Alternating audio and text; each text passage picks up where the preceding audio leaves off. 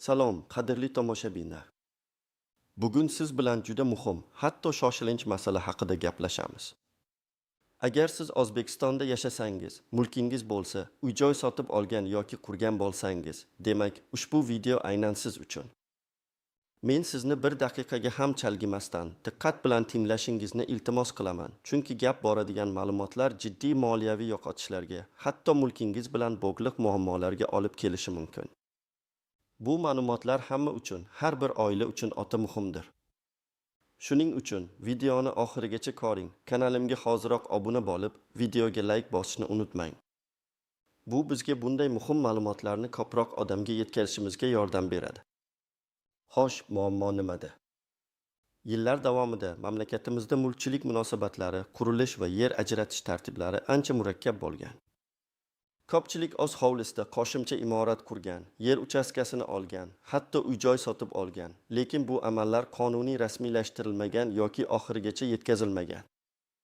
Ba'zilar esa qog'ozbozlikdan charchab, qo'l bitimiz orqali mulk olib, uni kadastr agentligida yoki notariusda to'liq rasmiylashtirmagan.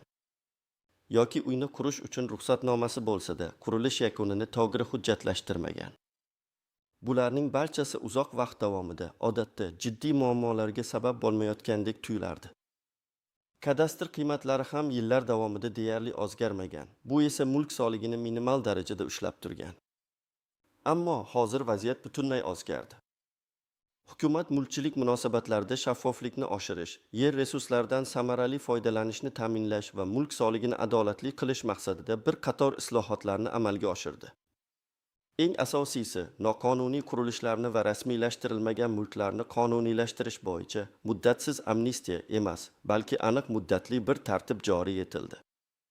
Bu tartib orqali ilgari noqonuniy deb hisoblangan ko'plab mulklarni soddalashtirilgan yo'l bilan rasmiylashtirish imkoniyati berildi. Lekin bu imkoniyat cheksiz emas. Xususan, bu jarayonlarni yakunlash uchun sizda juda oz vaqt qoldi. Shu bilan birga mulkning kadastr qiymatini bozor qiymatiga yaqinlashtirishga qaratilgan yangi baholash tizimi joriy etildi. Bu degani mulk soligi miqdori ham sezilarli darajada o'zgarishi mumkin. Barcha bu o'zgarishlar yakuniy bosqichga kirmoqda va bir maydan boshlab butun kuchga kiradi. Bu sanadan keyin esa soddalashtirilgan tartibda rasmiylashtirish imkoniyati tugaydi va noqonuniy mulklar egalari jiddiy jazo choralariga duch kelishadi. Endi esa batafsilroq to'xtalib o'taylik. Birinchi navbatda siz nimani bilishingiz kerak? Sizning mulkingizning yangi kadastr qiymati qanday hisoblanishi va bu qanday omillarga bog'liq ekanligini. Avvalo, shuni tushunish kerakki, kadastr qiymati endi eski hisob-kitoblar asosida emas, balki bozor konjunkturasi va mulkning o'ziga xos xususiyatlaridan kelib chiqqan holda shakllantirilmoqda. Bu yerda joylashuv, ya'ni shahar markazida joylashgan mulkning bahosi chekka hududdagi mulkka nisbatan ancha yuqori bo'lishi tabiiy. Shuningdek, uy-joyning qurilish materiallari, qavatliligi, xonalarning soni, umumiy maydoni, kommunikatsiyalar bilan ta'minlanganligi, gaz, suv, elektr energiyasi, kanalizatsiya, infratuzilmaning mavjudligi, yaqin atrofda maktab, bog'cha, poliklinika, transport bekati, savdo do'konlari bor-yo'qligi kabi omillar hisobga olinadi. Har bir metr kvadratning bahosi joylashuv va sifatga qarab farq qiladi. Bu baholash davlatimizning kadastr agentligi tomonidan amalga oshiriladi. Natijada ko'plab mulklarning kadastr qiymati bir necha barobar, ba'zan hatto 10 barobar oshishi mumkin. Bu o'zgarishlar kimlarni tashvishga solishi kerak va kimlar xotirjam bo'lishi mumkin? Birinchidan, noqonuniy qurilmalarga ega bo'lganlar yoki mulk hujjatlari to'liq bo'lmaganlar. Agar siz uy-joyingizga qo'shimcha xona qurgan bo'lsangiz, balkonni kengaytirgan bo'lsangiz yoki umuman uy-joyni tegishli ruxsatnomalarsiz qurib bitirgan bo'lsangiz, sizni jiddiy muammolar kutmoqda. Sizning mulkingiz qonuniy emas deb hisoblanadi va bir maydan keyin bu holat uchun katta miqdorda jarimalar qo'llanilishi mumkin. Hatto sud qarori bilan bu noqonuniy qurilmalar buzdirilishi ham ehtimoldan xoli emas. Aytaylik, Ahmad aka 10 yil oldin o'z hovlisiga oshxona va yozgi ayvon qurgan, lekin buni kadastr agentligida rasmiylashtirmagan. Ilgari uning uyining kadastr qiymati 100 million so'm bo'lgan va u yiliga 200 ming so'm mulk soligi to'lagan, butun 2 yillik stavka bilan. Yangi baholashdan so'ng uning uyining qiymati, ayniqsa noqonuniy qurilmalar hisobga olinib, masalan, 300 million so'mga yetishi mumkin. Va shu bilan birga soliq stavkasi 5 gacha oshishi mumkin. Bu holda uning yillik soligi 1,5 million so'mga yetadi. Agar u qurilmani qonuniylashtirmasa, bu qurilma buzilishi va undan katta jarima undirilishi mumkin. Ikkinchidan, mulkni hol bitimiz orqali sotib olganlar. Afsuski, hali ham ba'zi insonlar mulkni notarial tasdiqlanmagan va davlat ro'yxatidan o'tkazilmagan shartnomalar asosida sotib olishadi. Agar siz ham shunday yo'l tutgan bo'lsangiz, mulk huquqingizni tasdiqlash uchun jiddiy qadamlar qo'yishingiz kerak. Masalan, Dilfuza opa 2015 yilda o'z opasidan kichik hovli va yer uchastkasini faqat oddiy yozma tilxat bilan sotib olgan. Notariusga bormagan, kadastrda ro'yxatdan o'tkazmagan. Hozir u bu mulkning qonuniy egasi emas. Bir maygacha soddalashtirilgan tartibdan foydalana olmasa, keyinchalik mulkni rasmiylashtirish uchun sudda uzoq va murakkab jarayonlarga duch keladi. Bu esa unga juda qimmatga tushishi mumkin. Uchinchidan, kadastr qiymati sezilarli darajada oshishi kutilayotgan mulk egalari. Shahar markazidagi yangi qurilgan yoki ta'mirlangan tumanlardagi uy-joy, yer uchastkalari egalari. Bu ularning mulki qonuniy bo'lsa ham, soliq yuki sezilarli darajada oshishini anglatadi. Botirjon akaga o'xshaganlar, ya'ni yangi qad rostlagan binodagi to'liq rasmiylashtirilgan xonadon egasi tashvishlanishi shart emas, chunki uning mulki allaqachon qonuniy. Lekin u ham yangi kadastr qiymati bilan tanishib, kelgusida soliq to'lovlari ko'payishga tayyor turishi kerak. U hech qanday huquqiy muammoga duch kelmaydi, faqat moliyaviy xarajatlari ortadi. To'rtinchidan, qishloq xo'jaligi yerlarining egalari yoki ijara asosida foydalanuvchilar. Agar sizda yer uchastkasidan foydalanish huquqini tasdiqlovchi hujjatlar to'liq bo'lmasa yoki bu hujjatlarda noaniqliklar bo'lsa, siz ham rasmiylashtirish jarayonidan o'tishingiz shart. Yangi yer qonunchiligi asosida yerlardan foydalanish tartibi qat'iylashtirilmoqda. Misol uchun, kichik biznes egasi fermer xo'jaligi tegishli yerni ijara asosida olgan, ammo unda o'zining ishlab chiqarish sexi yoki omborxonasi joylashgan. Bu inshootlar uchun alohida ruxsatnomalar va rasmiylashtirish talab qilinadi. Agar u bir maygacha buni bajarmasa, ijara shartnomasi bekor qilinishi, inshootlar buzdirilishi va katta jarima undirilishi mumkin. Kimlar tashvishlanishi shart emas. Barcha hujjatlari joyida bo'lgan, kadastr pasporti yangilangan, mulki qonuniy asosda ro'yxatdan o'tgan shaxslar xotirjam bo'lishlari mumkin. Shuningdek, ilgari soddalashtirilgan tartibda mulkini qonuniylashtirib olganlar ham bu bosqichni ortda qoldirganlar. Lekin ular ham kadastr qiymatining o'zgarganini tekshirishlari va soliq yukining oshishiga tayyor turishlari kerak. Ularning muammosi huquqiy emas, balki faqat moliyaviy bo'ladi. Endi esa ba'zi istisnolar, tuzoqlar va ko'zdan yashirin jihatlar haqida so'z yuritaylik. Istisnolar ba'zi toifadagi shaxslar uchun, masalan, nogironligi bo'lgan fuqarolar, urush faxriylari, kam ta'minlangan oilalar uchun mulk soligi bo'yicha imtiyozlar yoki ba'zi hollarda noqonuniy qurilishlarni qonuniylashtirish uchun muddatlar uzaytirilishi mumkin. Ammo bu umumiy qoidaga emas, balki individual holatlarga tegishli istisnolardir. Har bir bunday holat alohida ko'rib chiqiladi va tegishli hujjatlar bilan tasdiqlanishi shart. Shuning uchun meni bu narsa chetlab o'tadi deb xotirjam bo'lishdan oldin kadastr agentligi yoki davlat xizmatlari markazi bilan bog'lanib, sizning holatingiz bo'yicha aniqlik kiritish lozim.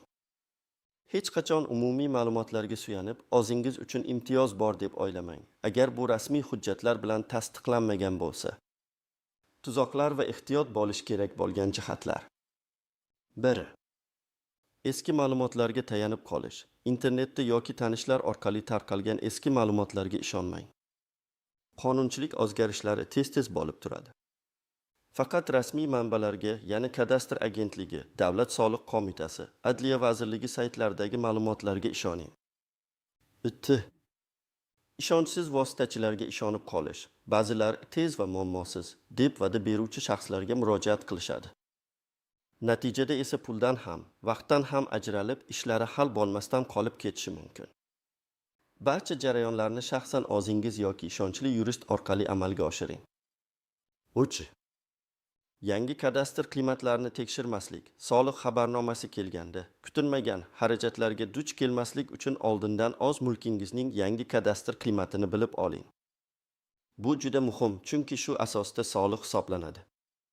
4. Menga ta'sir qilmaydi deb o'ylash. Ko'pchilik muammo hali o'zini ko'rsatmaguncha harakat qilmaydi. Ammo bir maydan keyin qo'llaniladigan jarimalar va sanksiyalar jiddiy bo'ladi. 5. Qonunni noto'g'ri talqin qilish, masalan, notariusda rasmiylashtirilgan oldi-sotdi shartnomasi yetarli deb o'ylash. Aslida har qanday mulk uchun davlat ro'yxatidan o'tkazish majburiydir. Notarius faqat bitimning qonuniyligini tasdiqlaydi, lekin mulk huquqining ro'yxatdan o'tkazilishini emas. Davlat ro'yxatidan o'tkazmasangiz, siz qonuniy egasi hisoblanmaysiz. 6. Amnistiyaning muddatsiz emasligi. Yodingizda tuting, noqonuniy qurilishlarni qonuniylashtirish bo'yicha imkoniyat cheklangan muddatga berilgan. Bu har doim ham qonuniylashtirish mumkin degani emas. 1 may bu chegara. Ko'zdan yashirin nuanslar. Mulkning qurilgan yoki olingan sanasi muhim. Soddalashtirilgan tartibda qonuniylashtirish uchun mulkning qachon qurilgani yoki olinganligi hal qiluvchi ahamiyatga ega bo'lishi mumkin. Ba'zi sana mezonlari belgilangan. Agar sizning mulkingiz shu mezonlarga to'g'ri kelmasa, soddalashtirilgan tartibda emas, balki umumiy tartibda ko'rib chiqiladi. Bu esa ancha murakkabroq. Hujjatlardagi arzimas tafovutlar, hatto hujjatlardagi kichik xatolar, masalan, ism-familiyaning noto'g'ri yozilishi, mulk maydonining noto'g'ri ko'rsatilishi kabi kamchiliklar ham jarayonni sezilarli darajada kechiktirishi mumkin. Shuning uchun barcha hujjatlarni diqqat bilan tekshirib chiqing. Yangi raqamli xizmatlar, davlat xizmatlari markazlari orqali yoki Mi.Gov.uz portali orqali ko'plab xizmatlarni onlayn tarzda olish imkoniyati mavjud. Bu qulay bo'lsa-da, ba'zilar uchun yangi tizimlarga moslashish qiyinchilik tug'dirishi mumkin. Shuning uchun oldindan o'rganib chiqing yoki markazga shaxsan boring. Xo'sh, endi siz nima qilishingiz kerak? Amaliy maslahatlar. Bir qadam, darhol mulkingizga tegishli barcha hujjatlarni, ya'ni kadastr pasporti, egalik huquqini tasdiqlovchi order yoki guvohnoma, oldi-sotdi shartnomasi, qurilish ruxsatnomasi kabilarni tekshirib chiqing. Ular qanchalik yangi? Uyingizning hozirgi holati hujjatlarda to'liq aks etganmi? Masalan, bir necha yil oldin qurgan qo'shimcha xona kadastr pasportida ko'rsatilganmi? Agar yo'q bo'lsa, sizda muammo bor. 2 qadam, hech ikkilanmasdan o'zingiz yashayotgan hududdagi kadastr agentligining tuman, shahar bo'limiga yoki davlat xizmatlari markaziga murojaat qiling. Ularda bepul konsultatsiyalar mavjud. O'z mulkingiz bo'yicha barcha savollaringizga javob olishingiz mumkin. Ular sizga aynan sizning holatingizda qanday harakat qilish kerakligini tushuntirib berishadi. Bu juda muhim, chunki har bir holat o'ziga xos. 3 qadam, agar sizda noqonuniy qurilmalar mavjud bo'lsa yoki mulk hujjatlaringiz to'liq bo'lmasa, darhol ularni qonuniylashtirish uchun ariza topshirishga kirishing. Buning uchun sizga quyidagi hujjatlar kerak bo'ladi. Shaxsingizni tasdiqlovchi hujjat, pasport, mulk hujjatlari agar mavjud bo'lsa, yer uchastkasini ajratish to'g'risidagi qaror agar mavjud bo'lsa. Ba'zi hollarda guvohlarning ko'rsatmalari, qurilish materiallari uchun cheklar ham foydali bo'lishi mumkin. Qonuniylashtirish arizasini davlat xizmatlari markazlari orqali yoki Mi.Gov.uz portali orqali topshirishingiz mumkin. Arizada sizning mulkingizning holatini, noqonuniy qurilishlarning xususiyatlarini aniq ko'rsatishingiz lozim. Misol uchun, mening kadastr raqami haq bo'lgan uyimga 2010 yilda o'z mablag'larim hisobidan qo'shimcha 15 kvadrat metrli ayvon qurganman. Buni rasmiylashtirishni so'rayman deb yozishingiz kerak. Jarayon qonun hujjatlarida belgilangan tartibda shaffof amalga oshiriladi. 4 qadam, agar mulkingiz to'liq qonuniy bo'lsa-da, lekin uning kadastr qiymati sezilarli darajada oshishi mumkin deb o'ylasangiz, kadastr agentligining rasmiy portaliga Kadastr.uz yoki ularning mobil ilovasiga kirib, mulkingizning yangi bahosini tekshirib oling. Bu sizga kelgusi soliq miqdorini aniqlashga yordam beradi. Agar siz baholash natijalaridan norozi bo'lsangiz, uni qayta ko'rib chiqishni so'rab murojaat qilish huquqingiz bor, ammo buning uchun asosli dalillar va hujjatlar talab etiladi. 5 qadam, yangi soliq to'lovlariga tayyorlaning.